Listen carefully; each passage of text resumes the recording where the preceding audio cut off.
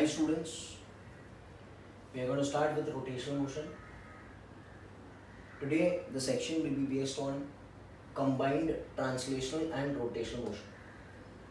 मतलब एक बॉडी है जो चल रही है, the center of mass is moving with the velocity vcm and ये बॉडी घूम रहा भी है with an angular speed omega. So हम देख सकते हैं this is combined translation, आगे बढ़ रहा है and ये बॉडी घूम रहा भी है with an angular velocity omega. So this is combined translational and rotational motion. क्या मैं इसको ऐसे सोच सकता हूँ, दो बॉडीज है, एक इज इन प्योर ट्रांसलेशन. तो अगर बॉडी प्योर ट्रांसलेशन में है तो हम सिर्फ कहेंगे वो आगे स्लाइड कर रहा है विद द सेम वेलोसिटी या centre of mass. Centre of मास अगर आगे बढ़ रहा है वीसीएम से तो पूरा बॉडी आगे बढ़ रहा है with the velocity of VCM. हर एक पॉइंट आगे बढ़ेगा with the velocity VCM which is the velocity of the centre of mass. इसको कहते हैं प्योर ट्रांसलेशन. अच्छा, प्लस क्या ना इसे प्योर रोटेशन भी है. प्योर रोटेशन मतलब आपने सेंटर ऑफ मास को रेस्ट पर पकड़ लिया और इस बॉडी को सिर्फ घुमा रहे हो with respect to centre of mass. So they all, I can say that these all points which are there on the rim, they will move in circular motion, and circular motion का velocity कितना होता है बच्चा? r omega, where r is the radius. So this point will have r omega, tangential, tangential, tangential, tangential r omega. But हम लोग यहाँ पर ना तो pure translation पढ़ रहे हैं ना तो pure rotation पढ़ रहे हैं. We are understanding a combination of pure translation and pure rotation. तो हम लोग यहाँ पर इसका कॉम्बिनेशन हम लोग बनाकर देखते हैं कि क्या हो रहा है. ओके, हर एक पॉइंट का वेलोसिटी कैसे रहेगा. We are doing a combination. Can I say velocity of centre of mass will become VCM. इस पॉइंट के पास कितने वेलोसिटीज रहेगी? कैन आई से वीसीएम तो होगा ही, सेंटर ऑफ मास के कारण है. Okay, and there will be another velocity which is r omega in the same direction. So there will be VCM and there is r omega also in the same direction. दिख रहा है? अच्छा, इस point के बारे में क्या ख्याल है? इस पॉइंट के बारे में ये ख्याल है कि VCM आगे है and r omega is backward. Yes or no? अच्छा, इस पॉइंट के बारे में क्या ख्याल है? इस पॉइंट के बारे में ये ख्याल है कि VCM इधर है and r omega is down. इस पॉइंट के बारे में VCM आगे है बिकॉज सेंटर ऑफ मास आगे जा रहा है तो पूरा बॉडी आगे जाएगा and r omega is tangential. बोलिए. So this is all about your combined translation and rotational motion. Okay, now we are going to start with the concept of pure rolling motion. अब थोड़ी देर पहले हमने पढ़ा था pure translation plus pure rotation का combination. तो हमने क्या पढ़ा था कि एक बॉडी है जिसका सेंटर ऑफ मास आगे बढ़ रहा है with a velocity VCM and उसी का सेंटर पूरी बॉडी घूम रही है with an angular speed omega. तो बॉडी आगे चल रही भी है और बॉडी घूम रही भी है with an angular speed omega. हमने और एक चीज पढ़ा था कि टॉप मोस्ट पॉइंट का वेलोसिटी रहेगा VCM plus r omega. Bottom most point का वेलोसिटी हो जाएगा वीसीएम माइनस आर ओमेगा. और इन दोनों पॉइंट के बारे में भी हमने पढ़ा था. इन पॉइंट के बारे में क्या ख्याल है कि VCM इस तरफ था and r omega was this way. Similarly इस पॉइंट के बारे में VCM इधर था and r omega was down. Pure rolling motion क्या होता है? अच्छा, हमको मालूम है ये जो व्हील है, डिस्क है, रिंग है, ये किस पर रोल करेगा? ये ग्राउंड पर रोल करेगा. Pure rolling motion means the velocity of the ground and the velocity of point of contact should be the same. इसका मतलब क्या है? ये पॉइंट का जो वेलोसिटी है और ये पॉइंट का वेलोसिटी दोनों सेम होना चाहिए. इन दोनों के बीच में relative motion नहीं होना चाहिए. So can I say relative motion between the point of contact and the surface should become zero? Relative motion नहीं होना चाहिए मतलब इसका वेलोसिटी और इसका velocity should be the same.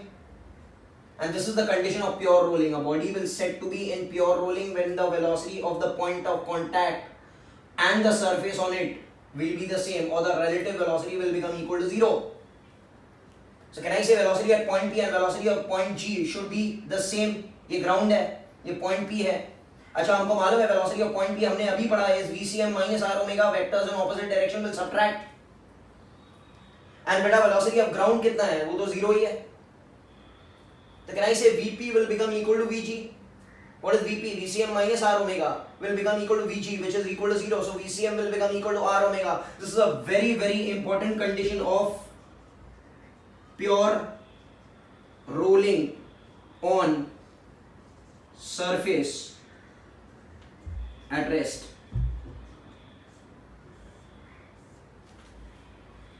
मतलब अगर एक wheel, disc, hollow sphere, solid sphere ground पे roll कर रहा है, so the velocity of the point of contact should always be equal to R omega. VCM should become equal to R omega. What is VCM? Velocity of center of mass. What is R? Radius. What is omega? Angular speed. ये चीज हमको ध्यान में रखना है. अब हम लोग इसका और एनालिसिस करते हैं based on VCM is equal to R omega. यही बॉडी है, ये VCM है, ये ओमेगा है. हमको मालूम है टॉप मोस्ट पॉइंट पे VCM and R omega they are in same direction, but VCM is equal to R omega. So ये velocity at this point will become 2 VCM or 2 R omega. You know, VCM plus VCM or R omega plus R omega is going to become 2 VCM or 2 R omega. Can anyone tell me what is the velocity at the bottommost point? Velocity at the bottommost point should become equal to what? 0. Okay? Yes or no?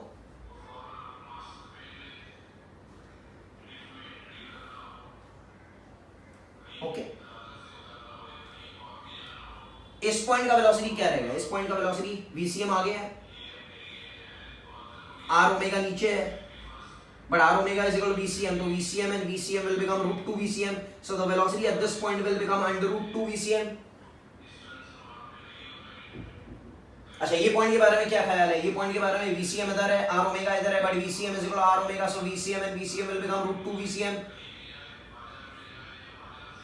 So always remember that pure rolling का condition जब भी आएगा इसका velocity 0 रहेगा, इस point का velocity रहेगा 2 VCM, इस सेंटर ऑफ मास का वेलोसिटी हो जाएगा VCM, इस पॉइंट का वेलोसिटी हो जाएगा √2 VCM, okay, which is making 45 degrees with the horizontal because you should know it, and this is √2 VCM, √2 VCM. This is also making how many degrees बेटा? 45 degrees, because ये VCM VCM same है ना, तो ये perpendicular आएगा बीच में.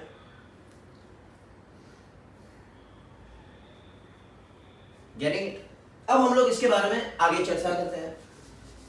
हम लोग करते हैं what is kinetic energy of rolling motion. Okay, rolling motion का मतलब क्या था? आगे बॉडी थी VCM, सेंटर ऑफ मास से आगे बढ़ रही थी, ओमेगा से पूरी बॉडी घूम रही थी. सो कैन आई से kinetic energy of rolling body will become kinetic energy translation plus kinetic energy rotation. What is kinetic energy translation? Half m VCM the whole square. And what is kinetic energy rotation? Half I omega square.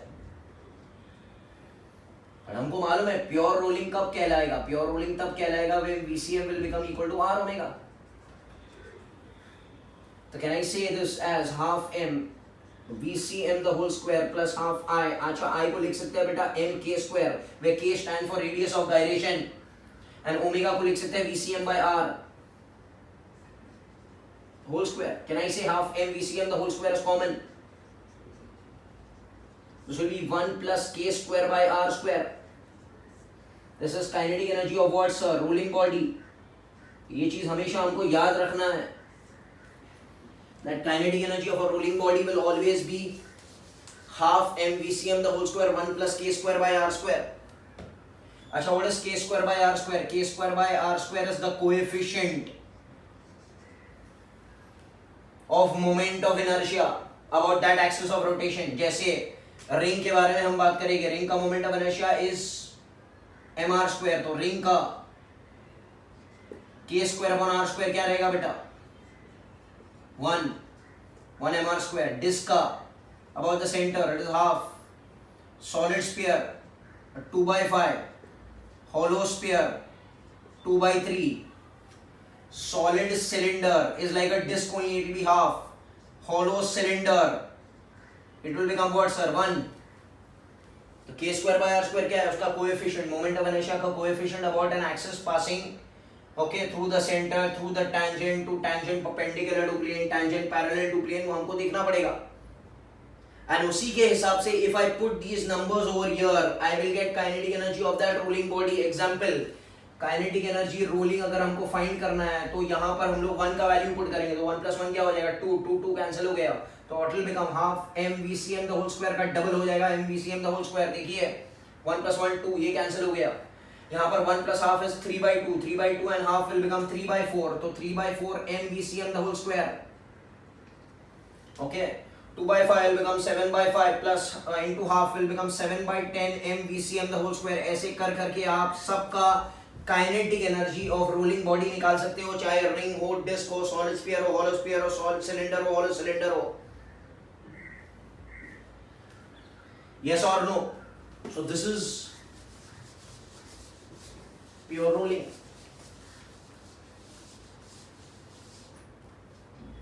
अब हम और आगे बढ़ते हैं.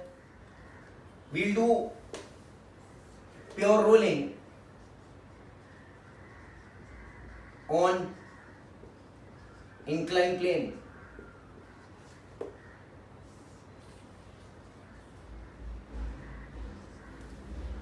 तो इसके बारे में हमको फॉर्मूलेज याद करना है.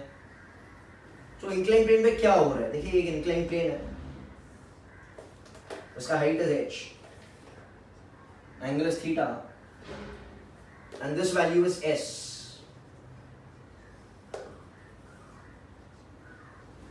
और एक बॉडी नीचे जा रहा है. अच्छा कौन नीचे लेकर आएगा बेटा, you know mg sin theta is going to act always from the center which will bring him down. अच्छा इस फोर्स के कारण बेटा ये नीचे स्लाइड होगा, बराबर है क्या? बट हमको तो रोल कराना है. रोल के लिए क्या होना चाहिए, VCM भी होना चाहिए और ओमेगा भी होना चाहिए. ओमेगा मतलब कोई घुमाएगा इसको. कौन घुमाएगा इसको? अबाउट द सेंटर, बिकॉज इसका moment about the centre is 0. आप देख सकते हैं force into perpendicular distance about the centre is not there. So this mg sin theta will only provide velocity. Omega will be provided by the friction which is always acting upwards, because this force into perpendicular distance is always going to produce a torque this way. And ये torque ऐसे जो provide करेगा force into perpendicular distance, ये torque जब ऐसे provide करेगा तो उसके कारण ये ओमेगा से घूमने लगेगा. आप देख सकते हो. तो always remember on an incline plane whether the body is coming down और going up, friction is always upward. And ये फ्रिक्शन कौन सा रहेगा, ये ऑलवेज स्टैटिक फ्रिक्शन है, because this point always has to remain at rest with respect to the surface. अभी थोड़ी देर पहले प्योर रोलिंग की कंडीशन पढ़ाया था हमने. ओके अगर ये पॉइंट स्लाइड हो रहा है, ये घसरते हुए जा रहा है तो नहीं होगा प्योर रोलिंग. प्योर रोलिंग का condition that this point should always remain at rest. So if this point is always remaining at rest, this will B static friction. May be it may be maximum value of static friction और it will be adjustable. आपको पता है ना self adjusting हो सकता है, या तो मैक्सिमम कब तक जा सकता है, मैक्सिमम μs n तक जा सकता है, n will become equal to mg cos theta. तो always remember friction is always upward. Yes or no? And हर एक मोमेंट पर v and omega should be the same. Yes or no? ठीक है बेटा, शुरू करते हैं हम लोग equations. Can I say mg sin theta is down minus f is equal to ma. Laws of motion के equations. F net is ma, where a will be the acceleration in the start. This is acceleration. ACM लिख सकते हैं इसको, ACM. अच्छा torque about the centre, what is the torque about the centre? Can I से mg sin theta का torque about the centre is 0 because it is on the centre. Can I से f into r is the torque due to friction which will become equal to I into alpha. Yes or no बेटा? अच्छा इसको और लिख सकते हैं हम लोग, क्या क्या सॉल्व कर सकते हैं. f को लिख सकते हैं क्या, एफ इंटू आर, आई को लिख सकते हैं बच्चा एम के स्क्वायर अल्फा, सेकेंड इक्वेशन। अच्छा हमको मालूम है प्योर रोलिंग का कंडीशन था VCM is equal to r omega. अब आप मुझे सोच कर बताइए कि क्या वेलोसिटी एवरी मोमेंट पर कांस्टेंट है कि चेंज हो रहा है? आप देखेंगे फोर्स लग रहा है, फोर्स लग रहा है मतलब एक्सेलरेशन हो रहा है, मतलब velocity is changing with respect to time, and since torque भी लग रहा है so omega is also changing with respect to time. तो can I take derivative of both of them, so dVCM by dt is equal to r d omega by dt. This will be ACM will become equal to r alpha, third equation. तो पहला equation क्या मिला, F net is ma, mg sin theta minus F is ma, where a will be the acceleration of center of mass. Second equation is tau is equal to F into r which is I into alpha, where I is mk square alpha. और हमको पता है कि VCM is r omega is the condition for pure rolling, but यहाँ पर V at every moment is changing because force act कर रहा है, and omega at every moment is changing because torque act कर रहा है. So डेरिवेटिव ले सकते हैं, ACM will become equal to r alpha. तो पहला इक्वेशन ये, दूसरा इक्वेशन ये, दूसरा इक्वेशन ये, तीसरा इक्वेशन ये. जब इनको आप सॉल्व करेंगे तो we are interested in some important equations which we learn. सबसे पहले acceleration of the centre of mass, that is ACM, या ये लिखता हूं, will become g sin theta 1 plus k square by r square. ये वो जब इक्वेशन आप सॉल्व करेंगे तो आपको ये सब इक्वेशंस मिलेंगे. Getting it? Second equation, F, the friction force which is acting, will become mg sin theta upon 1 plus r square by k square. K square by r square नहीं, r square by k square उल्टा है. This is the friction acting, adjustable value. Maximum value नहीं है static friction का ये. This is the force of friction acting. Similarly if I solve for μs, μs is the coefficient of static friction, is tan theta 1 plus r square by k square, and this is μs minimum, मतलब इतना तो friction होना ही मांगता है. अगर इतना friction ना होगा तो ये बॉडी स्लाइड करेगा, ये घसटते हुए जाएगा. This is the minimum value of static friction. Okay, this is the minimum value of coefficient of static friction. इतना जमीन पर इतना फ्रिक्शन का कोएफिशिएंट होना ही चाहिए. अगर इससे कमजोर रहेगा तो वो रोल नहीं करेगा, वो स्लाइड करेगा. एंड नीट वालों को ये फॉर्मूलाज याद रखना है. We are not interested in the derivation. I are understanding what's happening. Next, the velocity when it starts rolling. Okay, हमको पता है कि थोड़ी देर नीचे जाते जाते जाते एक पॉइंट ऐसे आएगा where it will acquire V and omega, and at that moment VCM will become equal to R omega. समझ में आ रहा है क्या? तो VCM जब हो जाएगा, जब it falls by height of h will become under root 2gh 1 plus k square by r square. Can I say जब वो height h गिरेगा और उस मोमेंट वो रोल करना शुरू कर देगा, तो at that moment what will be the VCM? Under root 2gh 1 plus k square by r square. You are understanding what's happening? अच्छा, can anyone tell me what is the time taken to fall down? यहाँ से यहाँ तक गिरने में time कितना लगा? Time का फॉर्मूला रहेगा under root 2s by a. s ये है ना, याद है ना, under root 2h by g. वैसे ही under root 2s by a. So can I say time is inversely proportional to root a? ये सब फॉर्मूलाज हमको याद रखने हैं in pure rolling on an incline plane के कंडीशन में. I hope you all have understood this thing. 3 equations हमने solve किए. पहला equation was F net is ma, second equation tau net is equal to I alpha which is F into R, and third यहाँ पर VCM is R omega नहीं लगाना है. क्या लगाना है बेटा? ACM is R alpha, because V at every moment and omega at every moment is changing, तो ACM is R alpha. जब हम लोग 3 इक्वेशंस को सॉल्व करेंगे तो आपको इतने बहुत सारे इक्वेशंस दिखाई देंगे. अच्छा सर, इतने हार्ड इक्वेशंस हम लोग याद कैसे करेंगे? भाई आपको इक्वेशंस आते ही है. याद है जब हम स्लाइडिंग की बात करते थे लॉज ऑफ मोशन में, याद है ये, जब एक ब्लॉक नीचे घसरते हुए जाएगा तो how much will be the acceleration बेटा? g sin theta. और रोलिंग के बारे में बात करेंगे तो क्या है, g sine theta upon 1 plus k square by are square, yes और नो? अच्छा, what will be the friction acting, mg sin theta. What is the minimum value of static friction? बेटा tan theta याद है, angle of repose. Velocity of center of mass when it falls down will become under root 2gh. Yes or no? And time तो हमेशा मालूम है under root 2h by g, s is ut plus half at square, so under root 2s by a से solve होगा. तो यहाँ पर 1 plus ध्यान रखना है, इधर 1 plus k square by are square है, इधर 1 प्लस आर स्क्वायर बाय के स्क्वायर है, इधर भी 1 प्लस आर स्क्वायर बाय के स्क्वायर है, इधर 1 plus k square by are square है, इधर it is inversely proportional to root A.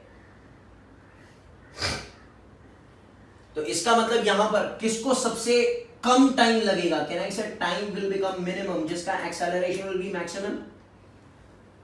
And acceleration किसका मैक्सिमम रहेगा, जिसका के स्क्वायर बाय आर स्क्वायर सबसे छोटा रहेगा. अब आप सोच सकते हो, जो के स्क्वायर बाय आर स्क्वायर का टेबल दिया था, के स्क्वायर बाय आर स्क्वायर सबसे छोटा रहता है सॉलिड स्फीयर का. सॉलिड स्फीयर का कितना होता है बच्चा, 2/5. एंड रिंग का कितना होता है बेटा, 1.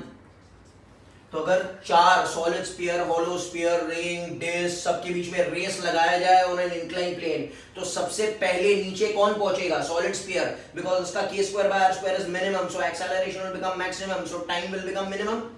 And ring सबसे देर से पहुंचेगा because ring का k square by r square is maximum, so acceleration will become minimum, so time will also become maximum. तो ये सब चीजें क्वेश्चन में आपको पूछे जाते हैं. Okay, please be alert with this thing.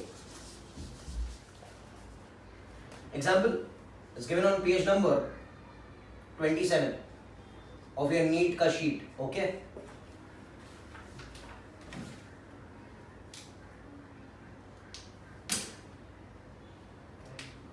A thin hollow cylinder, hollow cylinder like a ring. बेटा के स्क्वायर बाय आर स्क्वायर कितना है इसका, बेटा 1 है. ओके, कह रहे हैं पहले स्लाइड हो रहा है without rotating with velocity v. Slide मतलब it is translating, and second part में it is rolling with the same speed. अच्छा, एक शॉर्टकट मैं आपको देता हूं, बहुत काम लगेगा. Kinetic energy of rotation upon kinetic energy of rolling will be k square by are square upon 1 plus k square by are square. Kinetic energy translation upon kinetic energy rolling will be 1 upon 1 plus k square by are square. And kinetic energy translation upon kinetic energy rotation will become 1 upon k square by r square. तो याद रखना, जब भी rotation की बारी आएगी it is k square by r square, जब भी रोलिंग की बारी आएगी it is 1 plus k square by r square, and जब भी ट्रांसलेशन बोलेगा इट इज 1. यस और नो? क्यों सर, ऐसे क्यों, ये कहां से आया? काइनेटिक एनर्जी ट्रांसलेशन मालूम है ना, half m vcm the whole square. Kinetic energy rotation मालूम है आपको, half I omega square, which could also be written as half I को लिख सकते हैं m k square, and omega को लिख सकते हैं vcm by r the whole square. बोलिए, because vcm is r omega, and kinetic energy ruling जो हमने पढ़ा था was half m vcm the whole square, 1 plus k square by r square. सबको अगर डिवाइड मार देंगे, this is kinetic energy translation. If I divide everything, I will get these results. यहां पर आपको पूछा है kinetic energy translation upon kinetic energy rolling. हाँ भाई ठीक है, क्या प्रॉब्लम है? तो कौन से ये कंडीशन में आ जाएगा, that will be kinetic energy translation is 1, kinetic energy rolling is 1 plus k square by r square which is 1, so can I say will be half. So kinetic energy translation upon kinetic energy rolling will become half. मतलब इसका मतलब अगर एक ring है या hollow cylinder है, उसके rolling के 2 भाग है, तो half of the part will be taken by translation and half of the part will be taken by rotation. मतलब indirectly out of 100%, 50% will be translation and 50% will be rotation. समझ में आ रही है बात आपको? अब एक बहुत अच्छा क्वेश्चन है, बस थोड़ा डिफिकल्ट है बट थोड़ा ध्यान देना. कह रहे हैं A body of radius r and mass m is horizontally on a rough surface with linear velocity v naught. Mass m. After some time it starts pure rolling. कुछ समय बाद फ्रिक्शन के कारण, बिकॉज प्योर रोलिंग करने में किसका हाथ रहता है? प्योर रोलिंग का. तो कुछ समय बाद, suppose I call this as time 0, कुछ टाइम बाद ये हो जाएगा बेटा v, ये हो जाएगा बेटा omega, and VCM will become equal to r omega. ये कुछ समय बाद हो गया जिसका वैल्यू हमको पता नहीं है. और ये सब किसने करवाया? ये सब ये जमीन पे फ्रिक्शन है. अगर फ्रिक्शन नहीं होगा तो ये ऐसे ही चलता रहेगा. इसमें ओमेगा, अच्छा कोई बता सकता है फ्रिक्शन किस डायरेक्शन में एक्ट करेगा? फ्रिक्शन पीछे के डायरेक्शन में एक्ट करेगा. This will B friction. क्यों? क्योंकि इसको ओमेगा देना है ना. तो ओमेगा कैसे होना चाहिए बेटा? ओमेगा ऐसे होना चाहिए. तो ओमेगा के लिए टॉर्क कौन प्रोवाइड करेगा? फ्रिक्शन. और फ्रिक्शन ऐसे ही घुमाएगा ना इसको अभी, क्योंकि इसको ऐसे ओमेगा देना है, तो ऐसे ओमेगा फ्रिक्शन ही देगा. ठीक है. अच्छा इसको सॉल्व कैसे करता है? Suppose I want to find the time, कितने समय बाद ये प्योर रोलिंग करना शुरू करेगा. प्योर रोलिंग का कंडीशन बेटा is v is equal to r omega. ये एंड में बनाना है. This is the final case. यानी से v फाइनल ओमेगा फाइनल, तो v final will become r omega final. Yes और नो? अच्छा सर, तो ये कंडीशन मुझे बनाना है. Can I get what's happening? Can I say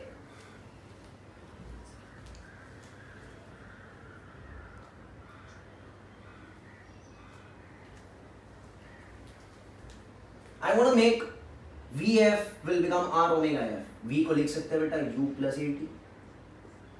r omega final को लिख सकते हैं omega initial plus alpha t. Do you know this thing? थोड़ा हार्ड वाला सा है. It will be not asked in the NEET examination, but हम लोग ध्यान दीजिए. अच्छा इनिशियल वेलोसिटी कितना है बॉडी का? v नॉट है ना. एक्सेलरेशन कितना है? Acceleration is net force upon total mass into time. बोलो. एक्सेलरेशन भी नेट फोर्स. नेट फोर्स कौन सा लग रहा है इधर? फ्रिक्शन पीछे लग रहा है. तो can I say this will be minus r omega initial. इसके पास ओमेगा नहीं है, तो omega initial will become equal to 0, because इसके पास ओमेगा इनिशियल है ही नहीं. अल्फा, अल्फा को लिख सकते हैं बच्चा tau by I into t. Alpha is tau by I ना, टाउ इज आई अल्फा. अब इधर ध्यान दो, v not friction mu N G by M, तो ये हो जाएगा म्यू जी टी. बोलिए. R torque, torque is F dot R, torque is F dot R, and I को लिख सकते हैं एम के स्क्वायर इनटू टी. बोलिए. Torque is force into perpendicular distance which is going to produce a torque how this way, and that is positive torque because omega हमने positive लिया, ऐसे ही लिया, तो इसका टॉर्क भी पॉजिटिव ही रहेगा. इसको माइनस मत ले लेना, बिकॉज इस ओमेगा हमने प्लस पकड़ा है, तो इसका टॉर्क भी हमने प्लस पकड़ा, तो tau by I will also be plus. अच्छा what is friction? Mu m g. So can I write this as v not minus mu ji t is equal to f r square. ये f को कैसे लिखेंगे? Mu m g r square m के square T.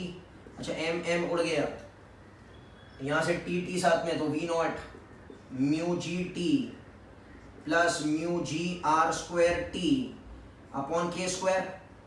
अरे what is common sir? Mu G t is common, so T common ले सकते हैं. Mu जी एक काम करते हैं, म्यू जी भी कॉमन ले लेते हैं. Mu G 1 plus R square by K square.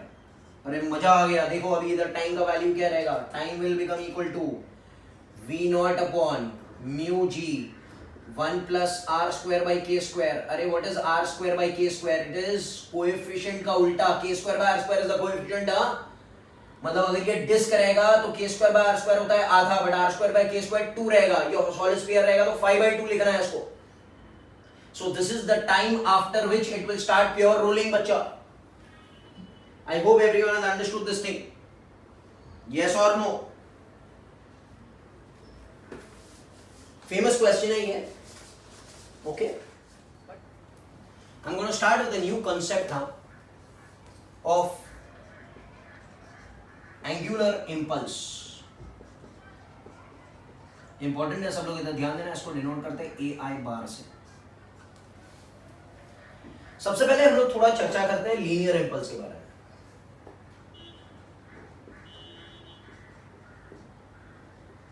Linear impulse जे बार,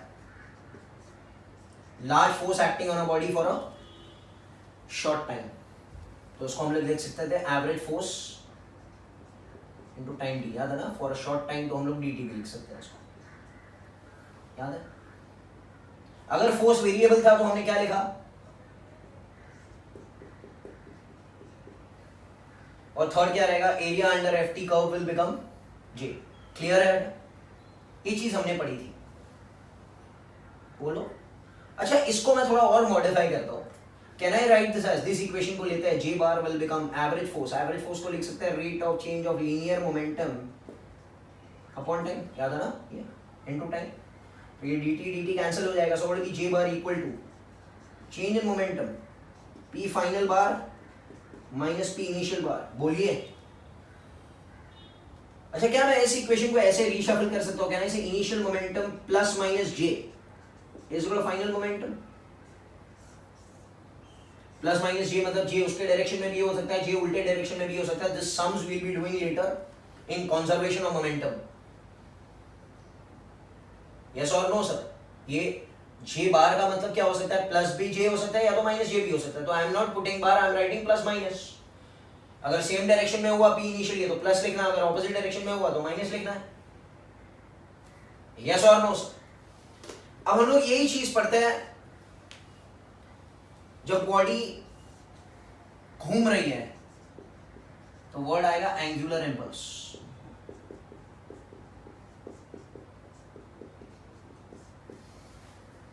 तो यहां पर हम लोग एनालॉजी बनाते हैं, कहना से एंगुलर इम्पल्स बार एवरेज फोर्स की जगह आ जाएगा एवरेज टॉर्क dt, और अगर ये वेरिएबल हुआ तो angular impulse will become integration of torque dot dt, और इट को एंगुलर इम्पल्स को ऐसे भी लिख सकते थे that it is area under tau t graph, सब इंपॉर्टेंट है। Can I say angular impulse is torque, torque बेटा is rate of change of angular momentum, जैसे force was rate of change of linear momentum, वैसे torque is rate of change of angular momentum into time. ये उड़ गया, ये उड़ गया, तो क्या हो गया, angular impulse will become what,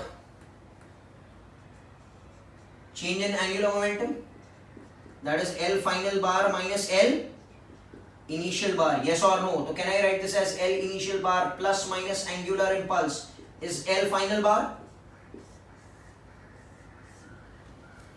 बोलो।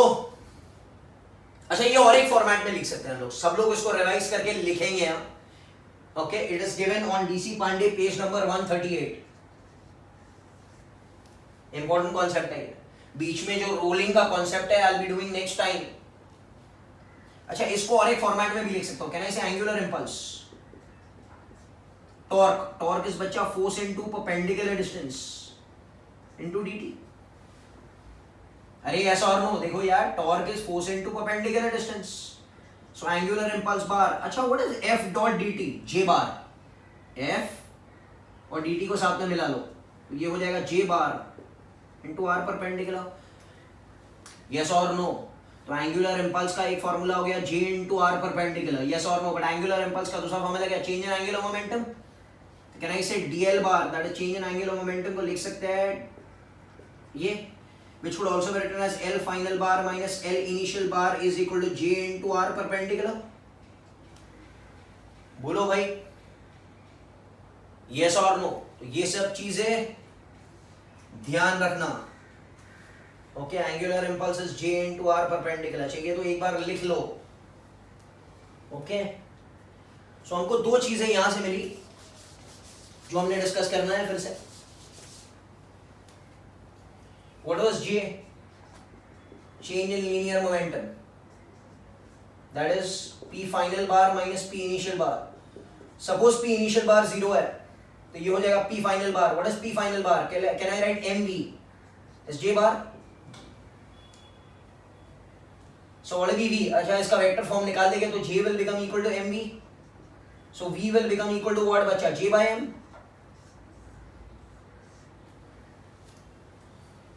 बहुत इंपॉर्टेंट फॉर्मूला है जो हमको न्यूमेरिकल्स में काम लगेगा. ओके इसी के बेसिस पर हमने देखा था angular impulse was change in angular momentum. Angular impulse was L final minus L initial. Angular impulse was L final is I omega. L initial suppose मानते हैं 0 हो गया.